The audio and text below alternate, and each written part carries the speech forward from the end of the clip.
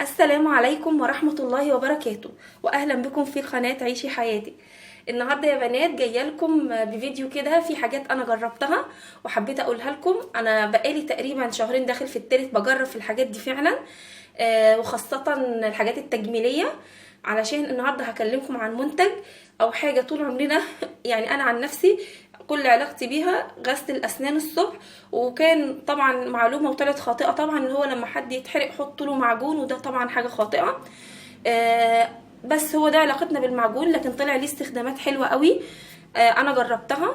اول حاجه هتكلم في الفيديو بتاع النهارده هو ليه استخدام، يعني نوعين من الاستخدامات، اما تجميليه اما في التنظيف والبيت.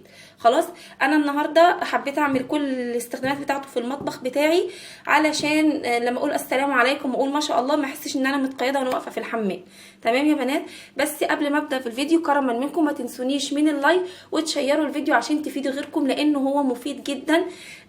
الحاجات اللي انا هقولها اوعوا ان انتوا مثلا تقولوا لا ده هي صح ولا مش صح، انتوا واثقين فيا وانا فعلا مجرباها. تمام. اول حاجه انا عرفتها عن المعجون وفعلا جربتها، اللي هو فعلا بيفتح البشره درجات اقوى وبيخليها نقيه وبيديها انتعاش غير عادي. تمام. الصبح او ممكن يكون مرتين 3 في الاسبوع حسب ما تحبي. الصابونه عادي زي كده، بسم الله.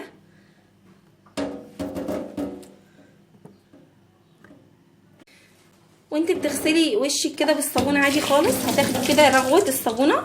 تمام.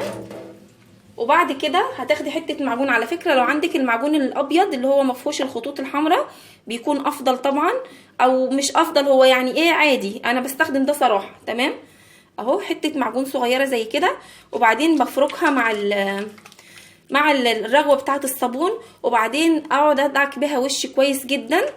مش هقول لكم على النتيجه، والله العظيم النتيجه يا بنات خرافه. بتخلي البشره صافيه جدا، مفتحه خالص، بتديكي كده احساس، عارفه الانتعاش، بتحسي بشرتك فعلا بتتنفس. الموضوع ده جميل جدا، جربيه. ما يعني عن تجربه، انا هو شهرين ما حصلش اي تغيير بالسلب مع بشرتي، بل حصل تغيير كويس جدا. وكمان بقى هنتكلم عن بقيه الحاجات التجميليه التانية. تمام. بقيه الحاجات اللي التجميليه التانية تتعلق برضو بالبشره، زي ما احنا عارفين كلنا بيطلع لنا اثناء الشهر حبوب كده، بتلاقيها مش عارفه يعني تطلع كده. فممكن على الحبايه دي برضو تاخدي حته على صباعك صغيره، وبعدين تدهني بيها الحبايه بطريقه دائريه وتسيبيها. اول ما بتنشف عليها مثلا تسيبيها شويه، مثلا 6 ساعات 5 ساعات ممكن تبيتي بيها، هتصحي بتلاقي الحبايه تقريبا اختفت. جربيها، متهيألي دي مش عايزه بقى يعني ايه خوف ولا تجربه. حبايه هتحط عليها حته معجونه هتلاقيها اختفت من نفسها. دي كده تاني حاجه. بالنسبه للاماكن اللي في الكوعين، لو مسمره عندك او خشنه، اعمليها بطريقه دائريه بحته معجونه واقعدي كده دلكي فيها، هتلاقي الاسمرار ده بيخف وهتلاقيها بتنعم معاكي.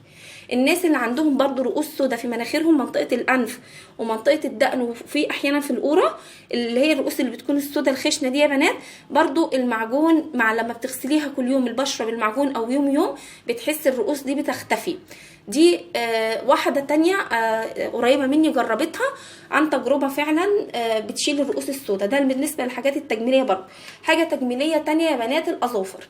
بتنظف الأظافر خالص. هتجيبي حتة زي كده اهو، حتة معجون صغيرة كده، وبعدين شوية مية صغيرة مثلا على فرشة قديمة زي كده، وبعدين تعمليه كده تخلطيه، وبعدين تقعدي تاخدي من المعجون وتعملي على ضوافر. بينضف الضوافر جدا وينعمها ويخليها نظيفه. تقعدي بقى ايه على الضافر كده بتنضفيه، بيدي بريق للضافر وبيبيض الضافر نفسه وينضفه. جربيها على الضفر نفسه. يعني لو عايزه تجربي اول حاجه من الحاجات اللي قلتها لك على الضفر، هتلاحظي نتيجه جميله جدا. وجربيها، اللي هو المعجون لتنظيف الاظافر، ويعني تبقى لمعه وبيضه ونظيفه جدا. ده كده بالنسبه للحاجات التجميليه اللي انا جربتها. ما اقدرش اقول لك على حاجه تانية انا ما جربتهاش. تمام. في حاجات تانية ليه بس انا صراحه ما جربتهاش، فمش هقدر اقدم في قناتي حاجه غير متجربه. تمام. دلوقتي هكلمك بقى عن الحاجات التنظيفيه للمعجون. من الحاجات بنات اللي هي الحاجات التنظيفيه اللي المعجون بيفيد فيها فعلا، اللي هو لو في الوان فلوماستر او اي الوان على الحيط. دي لون كان عندي على الحيط قبل كده، قلم الولاد عملوه كده خط الوان. مسحته وبقي اثره، هو كان طبعا احمر خالص، فبس باقي الاثر بتاعه. يلا هنجرب كده مع بعض المعجون هيعمل ايه فيه. بسم الله. هتاخدي برده شويه كده على الفرشه، فرشه الاسنان، وبعدين تحطيها كده اهي كده مثلا دعكه خفيفه خالص، عشان برده لون الدهان خافي عليه كده، بتدوب خالص اي اثر الوان. بعد كده ما دعكنا الحيط بيه مثلا بنسيبه يعني مش دقائق ولا حاجه، قولي سيبيه دقيقه كده مثلا، وبعد كده هنمسحه مع بعض كده ونشوف. يلا بقى كده نشوف النتيجه. بسم الله اهو اهو يا بنات، بسم الله ما شاء الله لا قوه الا بالله. والله اهو بصوا يعني مكان الخط بس كده اللي هو الدعك بس، يعني لو هو بس شويه ميه هعملها واوريكم النتيجه كمان في الاخر شكلها عامل ازاي. ده البياض اللي هنا ده بياض المعجون، ولكن هي نطفت خالص، الخط الاحمر راح نهائي. الخط ده كان يعني صراحه غلطت فيه، كل شويه بحاول ان انا انضف وما كانش بيروح معايا خالص. تمام. في حتى اهو تحت اهو كمان منه اهو، وده برضو لازقه كده، لازقه برضو ما بتتشالش، كنت خايفه على الحيط منها اهو. ده كده بقيه الالوان كمان اهو، لو عايزين نشيله تاني مع بعض. كان قلم اللي هو الفلوماستر بتاع السبوره او بتاع ما بيطلعش ده اهو كده كمان، هنحاول نشيلها كده اهو.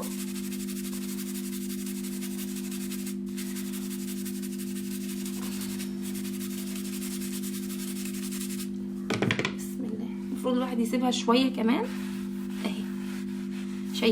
شايفين النتيجه ما شاء الله. الحيطه رجعت اهي يا بنات زي الفل. في حاجه عندي برضو تانية في الحيط، دي تاني فايده من فوائد التنظيفيه او للبيت من المعجون، هنشوفها مع بعض دلوقتي. لو عندك الدهان او البياض قشر زي كده وبقيه المحاره ظهرت، تمام، او لو عندك ثقب في الحيط اللي هو كان مسمار مكان مسمار او حاجه وطلع وعايزه تملي الفراغ ده، بتمليه بالمعجون، بس يفضل ده بقى لازم المعجون الابيض ليه. انا لان المعجون ده احمر، هو هيبقى طبعا ظاهر ان هو احمر هنا، لكن هو انت حاولي تجيبي المعجون الابيض زي كده. انا بس هديكي مثال، وتمسكي كده اهو تمام، وتحاولي بكميه كويسه تغطي المكان ده بالمعجون الابيض، هيبقى خلاص ولا راح نهائي. بس طبعا انا مش حاطه كميه كبيره، المفروض تغطي مثلا بحته كويسه زي كده، ويكون معجون ابيض عندك مفهوش الخطوط الحمراء دي، هيبقى لونه من لون الحيط. تمام. انا المفروض التجربه اعملها بمعجون ابيض يا بنات، وانت لو هتعمليه تعملي بمعجون ابيض مش معجون من ده، بس انا بوريكي ايه اللي ممكن يبوظ تعمليه كمان بالمعجون. تمام.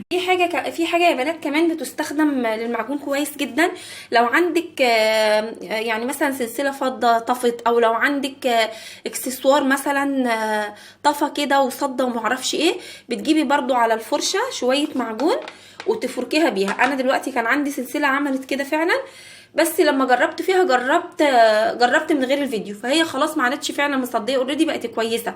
تمام. فانا ما عنديش حاجه دلوقتي تاني اجرب لكم فيها. لو عندك خاتم من جوه جه فيه سواد عايز ينضف فضه او معرفش ايه، في لحظه بيرجع زي الجديد بالمعجون، جربيه برضو. تمام.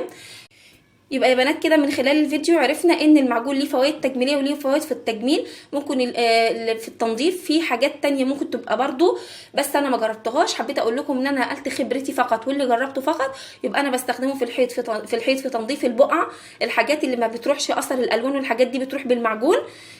تستخدميه لو عندك مثلا ثقب في الحيط عايزه تسديه مفرغ او حاجه، حطي مكانه معجون، بس يكون المعجون ابيض هيداري خالص كانه دهان.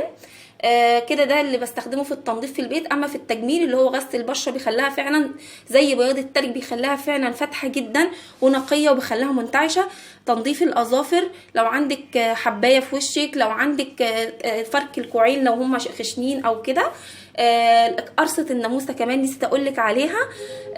لو قرصتك ناموسه وقاعده حاسه انك بتهرشي كتير كده ومضايقاكي الناموسه، حطي برضو مع حته معجونه صغيره هيختفي خالص الالم والضيق بتاع الهرش بتاع الناموس. بكده يكون النهارده انتهى الفيديو بتاعي النهارده يا بنات. اتمنى يكون الفيديو عجبكم، ما تنسوش تقولوا لي في التعليقات اذا كانت النوع ده من الفيديوهات عجبكم ولا لا.